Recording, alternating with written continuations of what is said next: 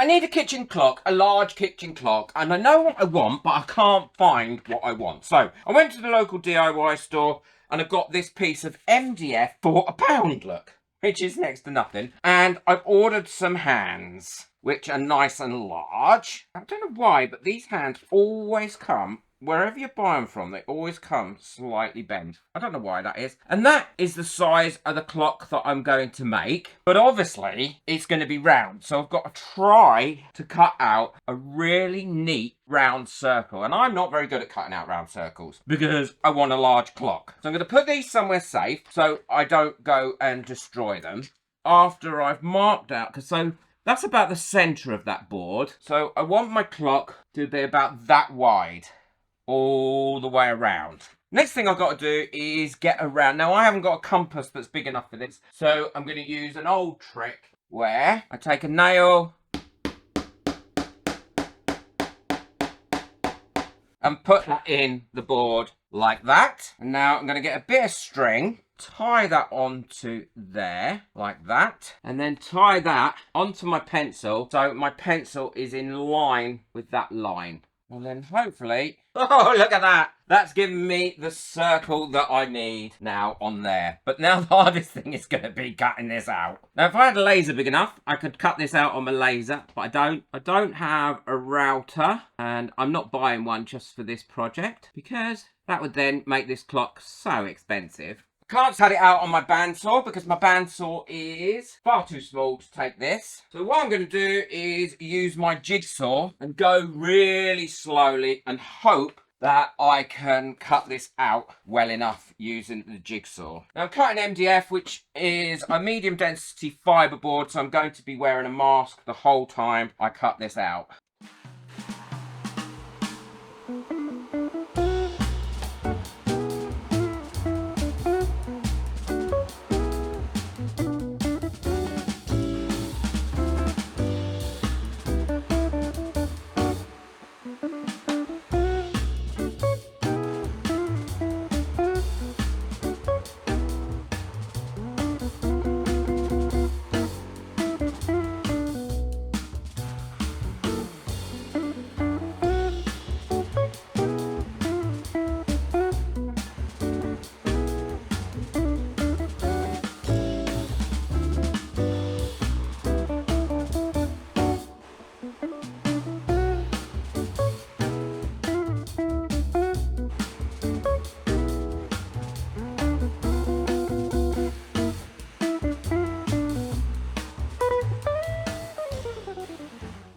Now that's all cut out, and I'm really pleased with how well that cut out. I don't normally cut a circle out as neat as that. What I'm going to do is go around it with a 120 grit sandpaper, pop my mask back on, and then make sure I've got it sanded right up in places to my line going round. So what I'm going to do now is give it a couple of coats of a white emulsion. And the reason I'm painting it is to allow the decoration that I want to put on it to go on and stay on a lot easier. Plus also, this will seal this wood really well from anything that I've just done. I mean, MDF is quite well sealed anyway because it's actually made from fibres and a glue, but it can still soak in water. So I want to make sure it's nice and dry and sealed because it is going in my kitchen. As you can see, that paint is soaking in there really quickly, so it does absorb moisture. So now I've got that painted and it's covered it well. I don't need it to cover it perfectly because I am actually going to put stuff on it. I've designed here a circle divided into 12 segments because that's how I'm going to ensure that my clock is divided into 12 segments. And all I need to do now is put the centre of this in the center of my clock, and I know where that is because we put the center in before. I'm not going to screw it in too tight, but I just want it in there like that. Now what I can do is make sure that that doesn't go anywhere, because I don't want it twisting round or anything like that while I'm doing this next stage. Take that down with a little bit of tape, and now I can't move that out of position, and I can take that screw out because it's nice and central. And what I'm going to do is, using my ruler, I'm going to divide this up now using those lines. So as long as I've got my lines like that and my ruler going right across, I can divide this up into equal pieces. And I'm going to use a pencil for this because I don't want to use a permanent marker, as I don't want these lines to show through the next stage. And also, if I mess it up, I can rub these out. Now I've got my lines done, all I need to do is remove this, and that should remove fairly easily from here. I don't need to draw my lines right to the centre because I'm going to have a circle going inside that centre in a second. I'll show you that in a sec. So now we've got that, and I want a circle in here, and I've got a lid, thankfully, that is about the size of the internal circle that I want. So all I'm going to do, and it's quite easy to see where the centre is on this lid here, is to poke a hole in that and then pop that in there and draw around it. So now I've got my lid there. All I've got to do is draw around that because I know it's central. Get my little nail out. And that is the central bit of the clock that's going to be there. And now I'm going to rub my lines out on this centre because I don't need them there. Even though they're not going to show up, I just think I might as well take them out. I mean, you could repaint over them if you wanted to, but I'm not going to. So now I've got my circle there. I'm ready to decorate it, and I'm going to do it as steampunk. Now, you don't have to do it as steampunk. You could decorate your clock however you wanted to decorate it, but I love steampunk, even though it's not that popular at the moment. But it gives you an idea of what you can do. Fortunately, I've got my lid there, so all I have to do is draw around that now, like that, and that will give me the shape that I need to be able to cut out. That's what I'm going to do for the centre. And now I'm going to cut that out as neatly as possible. I've cut myself out a template now that matches all these divides. And I've put in order the pictures that I want to use for it. So I've worked out which ones I want. So I've got a nice spread of design and colour. This is the first one, and that's going to be number 12, because it has to be, because the beautiful lady needs to be number 12. So I'm going to put my template on there like that, and then just cut around my template. And this is just going to make life so much easier.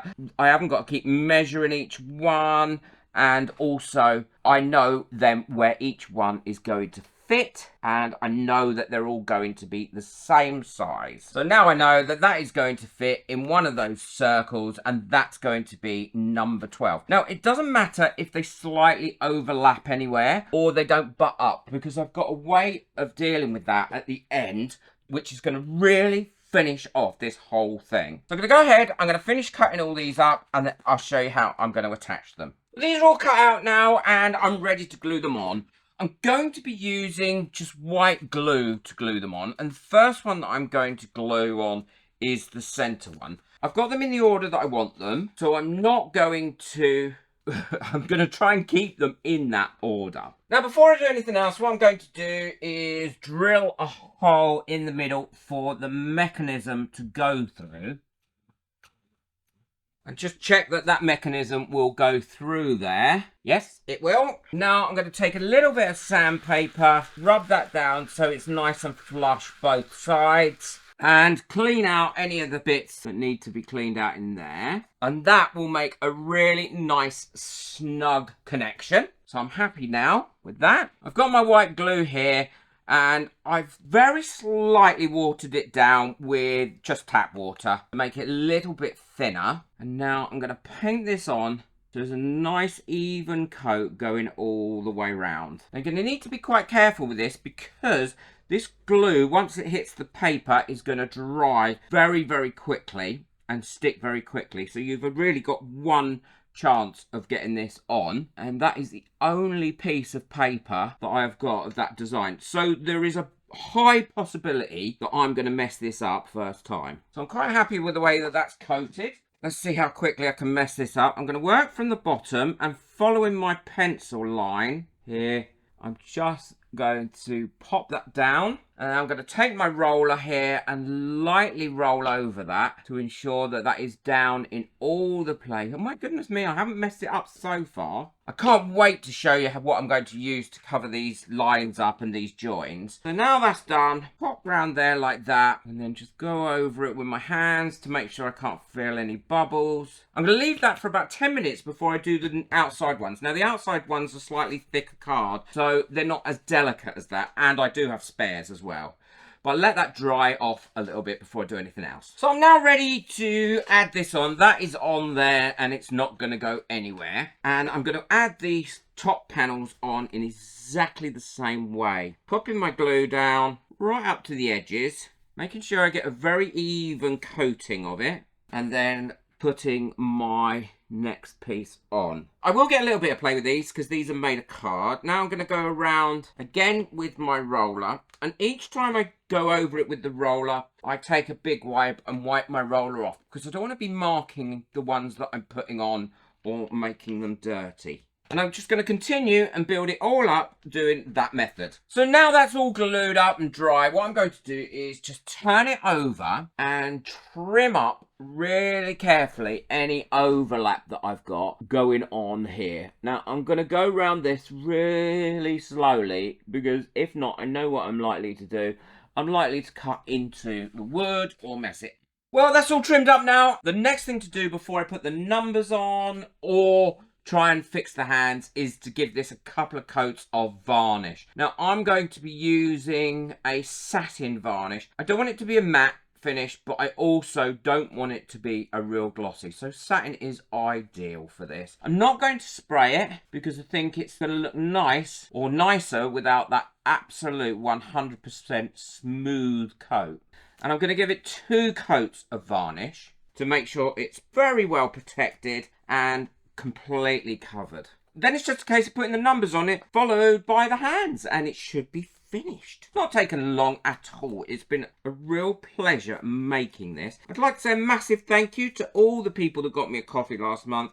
I really do appreciate it. It helps me keep this channel going because obviously I don't make any money out of this channel whatsoever, but I love crafting and it allows me to live my crafting dream. So thank you. And if you'd like to buy me a coffee, the link for that is in the description below. The other thing that this will do is if there's any steam or anything in the kitchen, it'll help protect all this paper and the finish. So there we go, that's done. I'll let that dry for probably 2 or 3 hours before I give it its next coat. Well, the varnish is all dry now, which is brilliant. And what I'm going to do is to fill these gaps in and to give it a much nicer look, I'm going to go around the whole thing using this stick-on lead. And I've used this before on jars and things like that. And it is amazing stuff. I absolutely love it. So it's easy to use, but not only that, you can mould it into the shapes that you want. Now this is going to be very well protected because of all the coats of varnish that are on there. And that is also going to help this to stick on here really well. What I'm doing is slowly peeling back the backing tape and moving this lead as I go round. And then making sure it's put down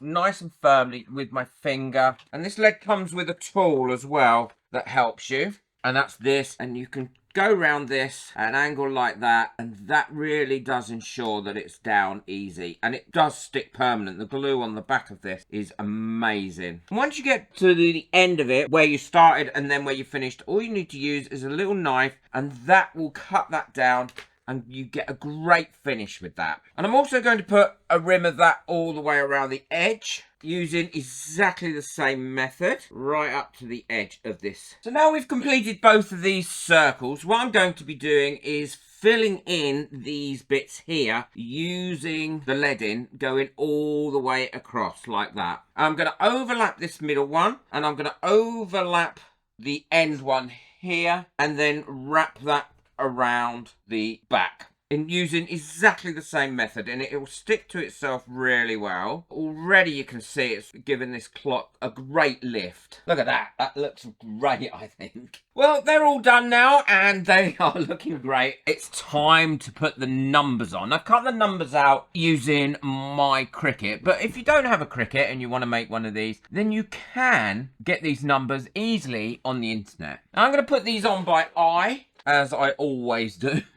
I suppose I should measure it. But if they are really, really outrageously out of position, then all I have to do is take them off. Because this has had several coats of varnish, the vinyl won't lift up the paper that's underneath. And now I'm going to go round and pop the rest of the letters on. All the numbers are on now, and I'm really pleased with those. The next thing is to do is put the mechanism in. All I'm going to do first is cut this through using a sharp blade. I've popped the battery in it already. So now that's done, what I need to do is pop the rubber washer onto here like that, and then screw this into that hole. And that will give it a bit of padding, and it'll also stop it vibrating and stop this moving. You want to get this in as level as possible, because if it's on the wonk or not quite level, then what will happen is it won't work as well. Taking the battery out at this stage as well, so that I can put the rest of the bits on. Now the next bit to go on is that little washer there, and now we got a little nut to go down. You want that to be not real tight, but you want it to be at least hand tight, like that. I'm going to tighten that up a little bit more using a spanner, because I can't get my fingers to it.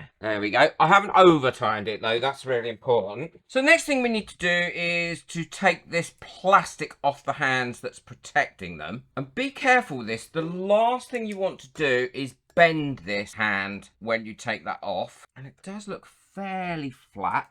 And that should just fit over it quite easily, like that. Do the same for the larger hand, the hour hand. And then you get a little nut here, or a little thing here to put on here to tighten up, like that. And the hands need to be parallel to each other. They can't be touching in any way. Now we need to pop the battery back in, back here. And then we can set the clock by using this little dial at the back here. And now all we have to do is hang and mount it. And what I'm going to use is the mount here that comes with it to mount this clock with. And that I can put that on there like that on the back and mount that on the wall. Well, there we go. It's all finished now, and it's hanging up in the position that it's finally going to be in. I am so pleased with this. And do you know what? That has cost me next to nothing to make. The actual board itself cost me £1. I already had the pieces of card that I've put in it, and the hands, I can't remember how much they cost me, but I'm sure that they were not too expensive. I think they were about £12. Let me know in the comments what you think. I love it. I'm really pleased with it. I'm so pleased that I used satin varnish instead of a gloss varnish. I love the black letters against it. I'll link everything that I used in the description below. Really easy to make, I have to say. Put that like button, hit that subscribe button, but most of all, enjoy your crafting. Take care. Bye.